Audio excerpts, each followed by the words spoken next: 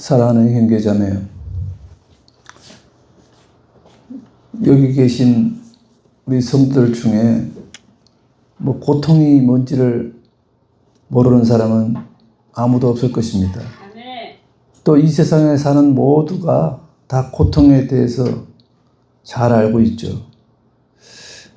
우리가 고통을 당하면서도 중요한 게 하나가 있어요. 그것은 고통에는 어떤 종류가 있는지를 스스로가 확인하고 한번 넘어갈 필요가 있다는 거죠. 성경에서 보면 가장 고통을 많이 받은 사람이 저는 욥이라고 생각합니다. 욥기를 읽어보면 참 욥의 상황은 너무나 갑작스런 환난에 의해서 정말 우리가 인간이 겪을 수 없는, 당할 수 없는 그런 고통을 겪는 것을 우리가 욥을 통해서 알 수가 있어요.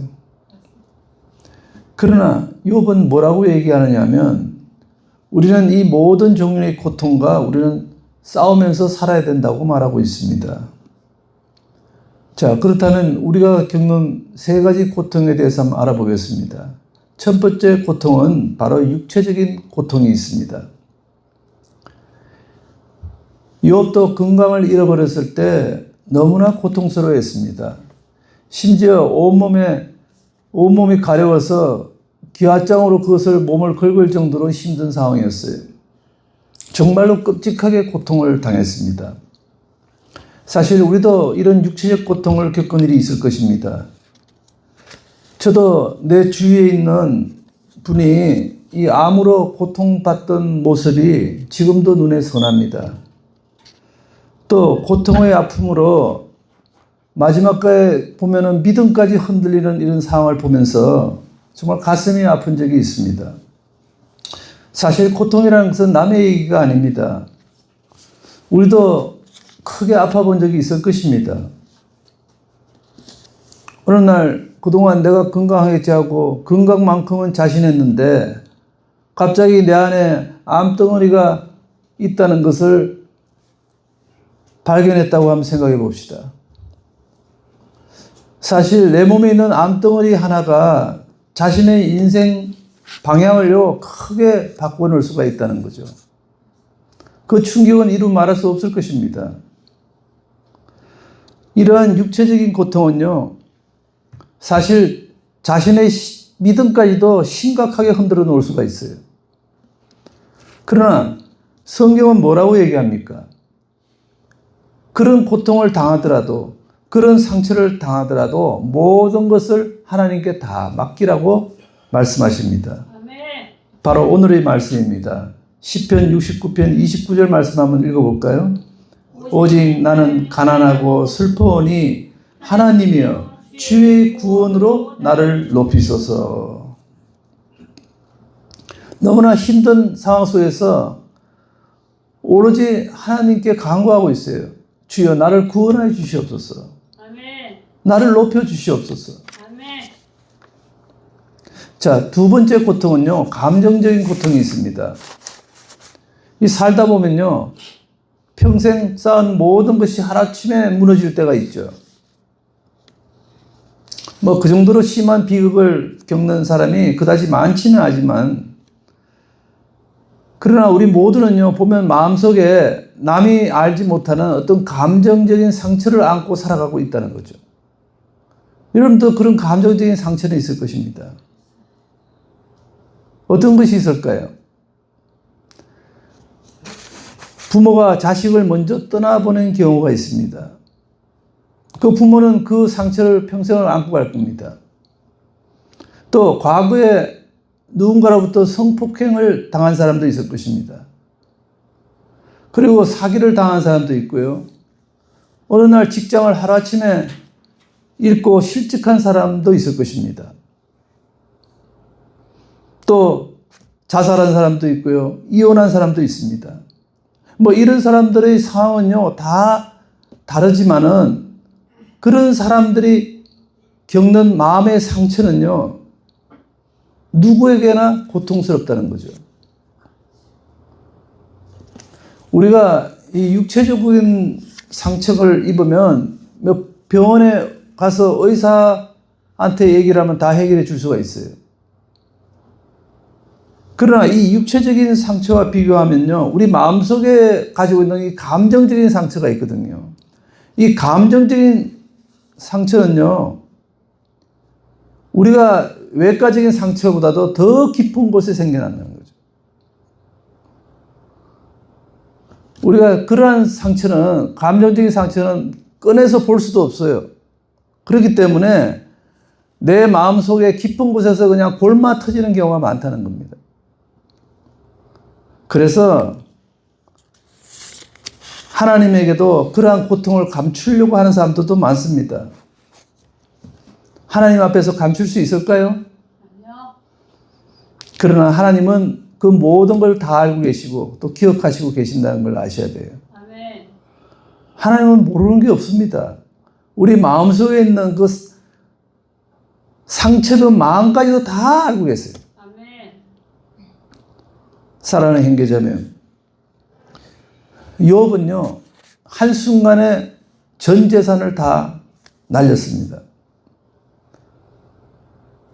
그 당시 그 지역의 가장 큰 부자였다 그랬어요. 그런 부자인 욥이 한순간에 모든 재산을 다 날려버렸어요. 이건 남자들에게는 굉장히 치명적인 것입니다.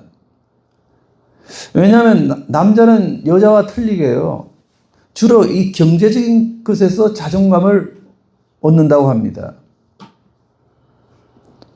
지금 이 시대는 나름대로 지금 전 세계가 경기 한파로 힘들어하고 있습니다. 지금 세계적인 경기 전체가 한파를 겪고 있다고 볼 수 있어요. 지금 아무리 둘러봐도 이 불경기의 이 굴레를 지금 벗어날 기미가 전혀 보이지 않고 있습니다. 그래서 대부분 사람들이 지금 재정적인 고통을 한번 겪어보았을 것입니다. 이 재정적인 고통을 겪으면요, 사실 모든 것을 잊고 그냥 절망감에 휩싸이기 쉽다는 거죠. 그러다가 보니까 이 대인관계에서도 고통을 당합니다. 저는요, 욥이 하루아침에 모든 재산을 잃고 나서 이 아내와의 관계에서도 좋지 않은 결과가 나왔다고 저는 생각을 해요. 그리고 욥과 그의 아내는 또 불화도 적지 않은 불화를 겪었다고 저는 보고 있습니다. 혹시 여러분들이 지금 살면서 이혼하고 싶은 적이 있습니까? 뭐 어떨 때는 배우자의 얼굴을 보면서 내가 왜 이 같은 인간과 결혼했을까? 그런 후회한 적도 있을지도 모르겠습니다. 저는 목회를 하면서요, 많은 사람들을 이렇게 상담을 해봤는데 대다수가 이 서로 간에 주고받는 그 상처를 더 이상 참을 수가 없어서 이제는 도저히 갈라서야 되겠습니다. 그렇게 말하는 부부들을 수없이 만나봤어요. 지금 욥의 아내도 남편을 어느 순간 포기하고 싶었을 것입니다. 성경에 나오지는 않지만 또 욥도 아내가 믿기는 또 마찬가지였을 것이에요. 그러나 욥기를 보면요, 이 두 사람은요, 서로를 결코 마지막까지 포기하지를 않았어요. 그런 위기 상황 속에서도, 어려운 가운데서도 포기하지 않고 결국은 어땠습니까? 결론은 마지막에 그 관계가 모든 게 다 회복됐지 않습니까? 사랑하는 형제자매, 우리가 인간적인 관계가 깨어졌을 때 참 마음이 가장 아픕니다.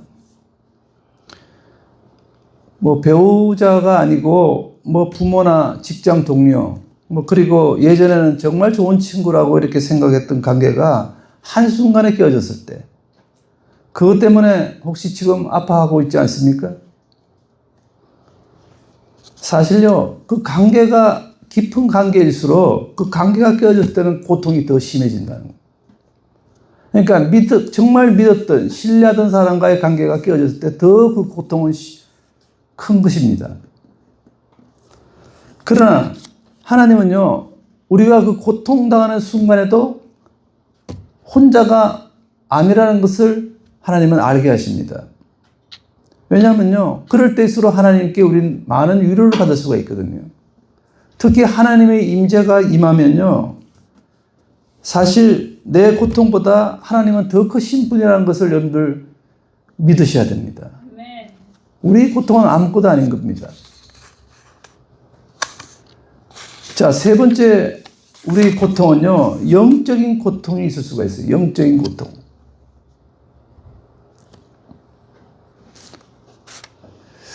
욥이 정말 생각지도 못한 고난이 갑자기 막 닥쳤을 때 사실 하나님을 좀 오해를 했습니다. 아니 도대체 내가 뭘 잘못했길래 하나님 저에게 이런 고난을 주십니까? 라고 계속해서 하나님께 물어봤죠.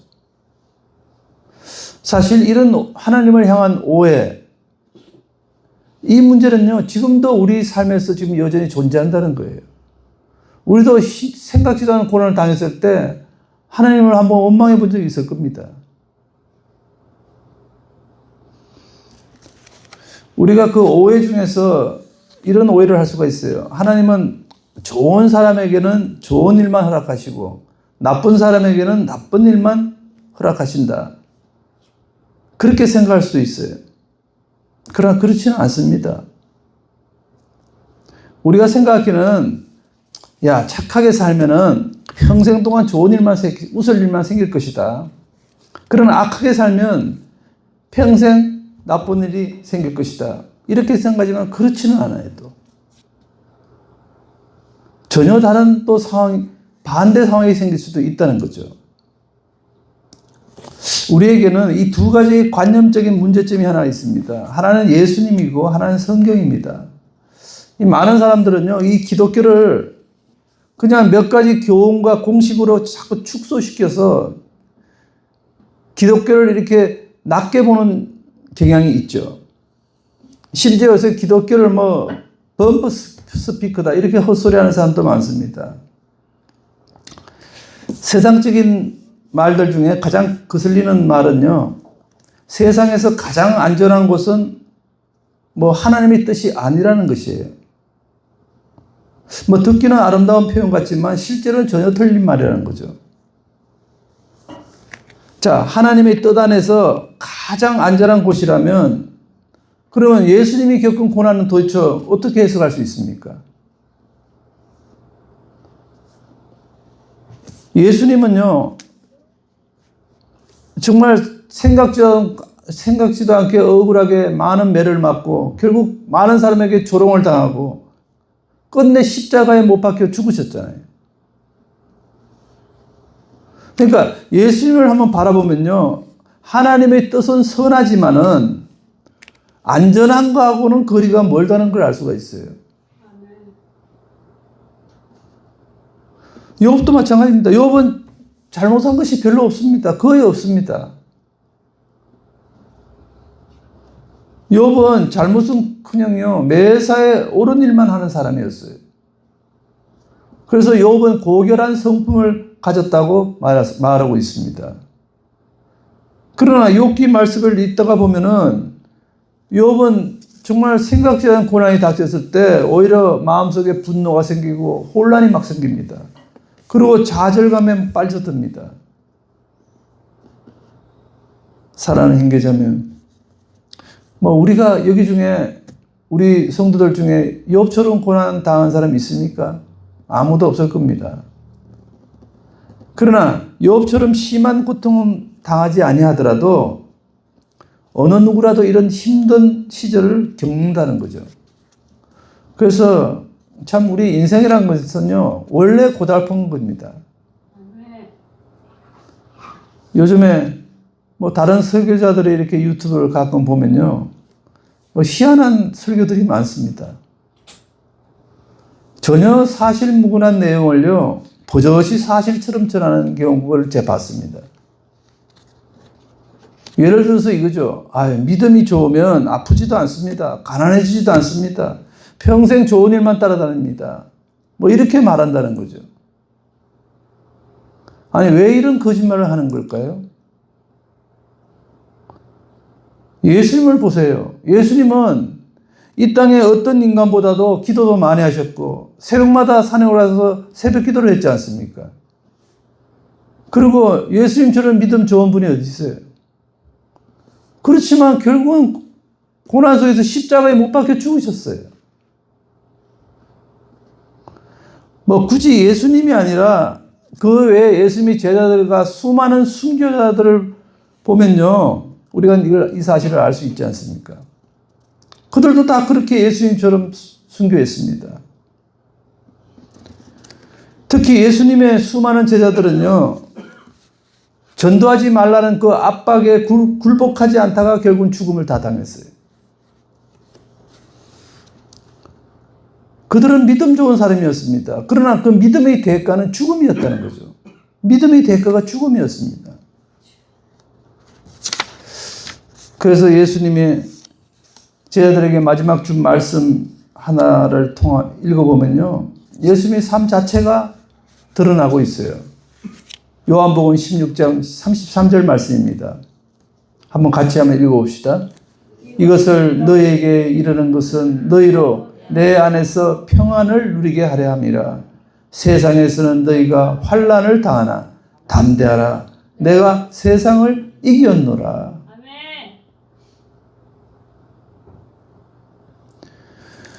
분명히 예수님이 제자들이 준 이 유언 같은 말씀 중에 핵심은 뭐냐면, 너희들이 내가 이제 떠날 텐데 너희들은 앞으로 살면서 많은 환난을 당할 것이라고 분명히 말씀하고 있어요. 수많은 환난이 있을 것이다. 다시 말해서 지금 우리 예수를 믿는 우리도 지금 고난을 당하고 있지 않습니까? 그러나 우리는 희망을 버려서는 안 됩니다. 왜냐하면 지금의 이 나쁜 상황과 이 나쁜 세상 속에서도 하나님은 죽지 않으셨어요. 하나님은 돌아가시지 않고 여전히 살아계신다는 걸 믿으시기 바랍니다. 그리고 우리를 바라보고 계십니다. 그리고 우리 삶의 어떤 순간에도 하나님은요, 우리가 감당할 만한 고난을 주신다는 사실을 또 잊어서는 안 돼요. 그래서 여러분들 오늘 이 말씀에 힘을 얻고 제발 우리 삶에 압도되지 마시기 바랍니다. 우리 상황이 아무리 힘들고 없더라도 삶의 압도가 되면 안 됩니다. 주님을 바라보시기 바랍니다. 그러면서 세상을 이기신 그 하나님의 영광에 압도되는 우리 모두가 되시기를 예수님의 이름으로 간절히 기도드립니다.